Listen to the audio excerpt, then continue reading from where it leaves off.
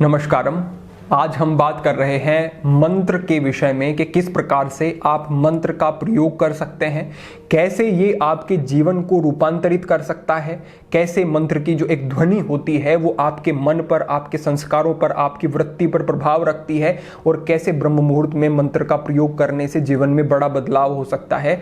अनेक विषय हैं, प्रश्न हैं जो कि हमें प्राप्त होते रहते हैं, आपकी जिज्ञासाएं भी हो सकती हैं जिन पर आज आपको पूर्ण स्पष्टता हो जाएगी। यहां से हम अपने बात को शुरू करते हैं।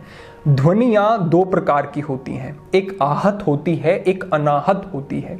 आहत ध्वनि वो होती है जो कि किसी वस्तु के टकराने पर उत्पन्न होती है।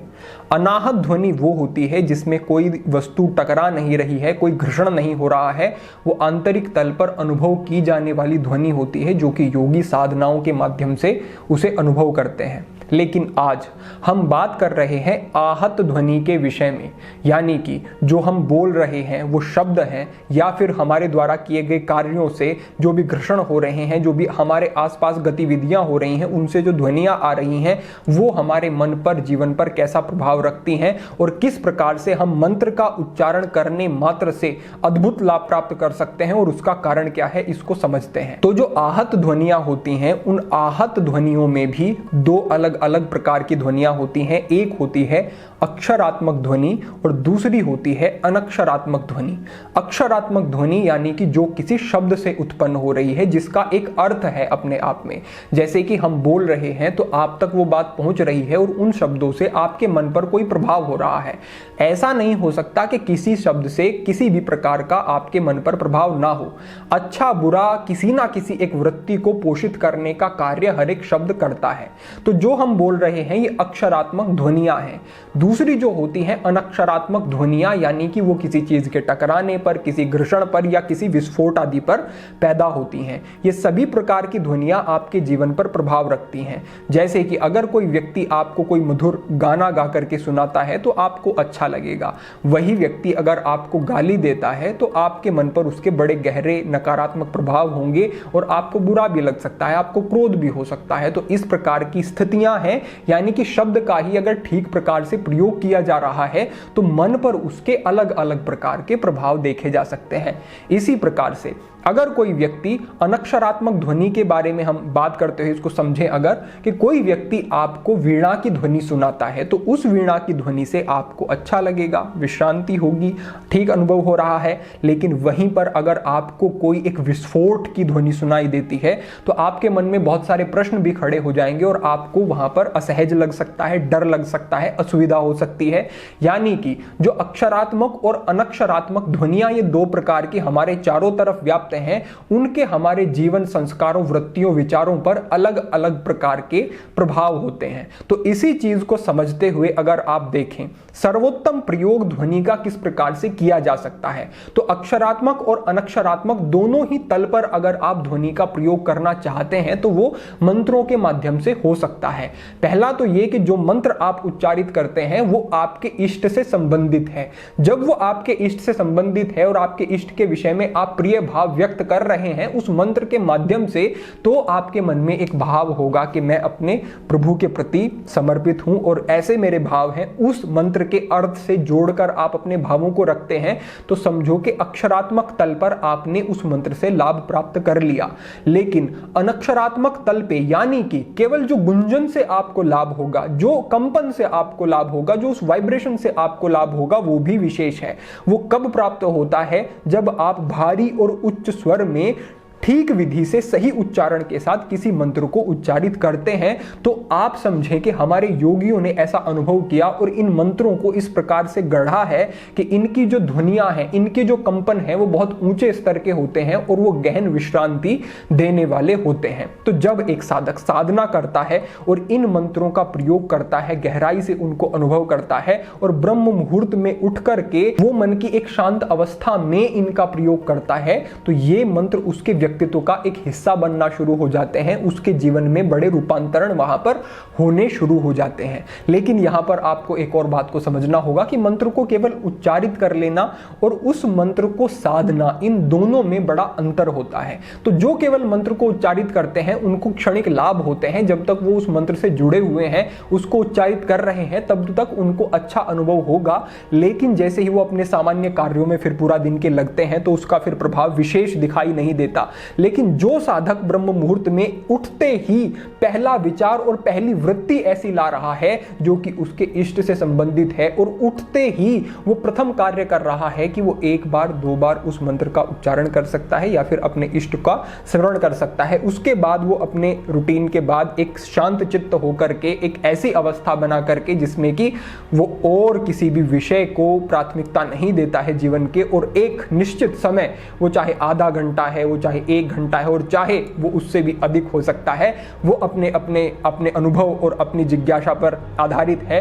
जब वो ऐसा अच्छा उत्तम समय देता है इस साधना को, तब उसे विशेष लाभ अनुभव होते हैं। और फिर यह मंत्र साधना उसकी एक ऐसी सात्विक वृत्ति को विकसित कर देती है जिससे कि उसके जीवन से तमस समाप्त हो जाता है, प्रमाद समाप्त हो जाता है, क्लेश समाप्त हो जाते हैं, और उसके लिए ये साधना सहज हो जाती है, प्रिय हो जाती है, आनंद देने वाली हो जाती है। फिर अगर वो इस प्रकार के अभ्यासों से नहीं जुड़ेगा तो उसे जीवन में अधूरापन लगना शुरू हो जाता है। और अगर ऐसा हो रहा है तो समझें कि इस मार्ग पर आप फिर बढ़ रहे हैं कि उससे फिर आप विमुख नहीं होंगे, बस आपको अपने जीवन को नियमों से बांध करके रखना है और सदा ही संतुलन में आगे बढ़ते रहना है। अब साथ ही साथ एक और बात समझ लें कि जब आप संध्या काल में मंत्रोच्चारण करते हैं तो उसका भी विशेष महत्व है, और ये 2 समय ही आपको देने होंगे।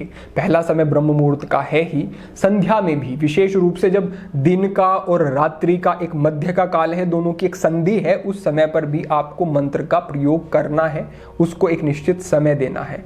उसके बाद आपको सोने से पहले 2 बार, 3 बार, 4 बार, 10 बार उस मंत्र का उच्चारण करना है शांत स्थान पर बैठ के, और उसी वृत्ति में आपको सो जाना है। अगर आपने इस वृत्ति में आप अपनी नींद में जाते हैं तो आप समझ लें कि नींद गहरी भी होगी, नींद अच्छी भी होगी, और ब्रह्म मुहूर्त में उठने में आपको किसी अलार्म की भी फिर आवश्यकता नहीं पड़ेगी, जैसे जैसे ये स्थिति आपकी परिपक्व होनी शुरू हो जाएगी।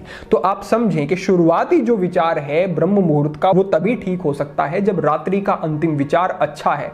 आप जैसा खाएंगे वैसा ही आपका पूरा शरीर होगा, पूरा उसमें आपके जो रस बनेंगे और सप्त धातु बनेंगे वैसे ही बनेंगे। इसी प्रकार से जैसी वृत्ति आप लेकर के सो रहे हैं वैसी ही पूरी रात्रि होगी, वैसा ही ब्रह्म मुहूर्त होगा, और ब्रह्म मुहूर्त की वृत्ति का पूरे दिन पर प्रभाव होगा। तो हमें केवल दिन को ही बेहतर नहीं बनाना है, दिन और रात दोनों ही जब हमारी सात्विक होंगी तो हमारे जीवन से सभी क्लेश समाप्त हो जाएंगे, और उनको ठीक करने के लिए हमें बीच बीच में इस प्रकार के इन अभ्यासों से, अनुष्ठानों से, साधना पद्धतियों से जुड़ना होगा जो कि पूरी तरह से रूपांतरण कर सकते हैं हमारे विचारों, संस्कारों, वृत्तियों का।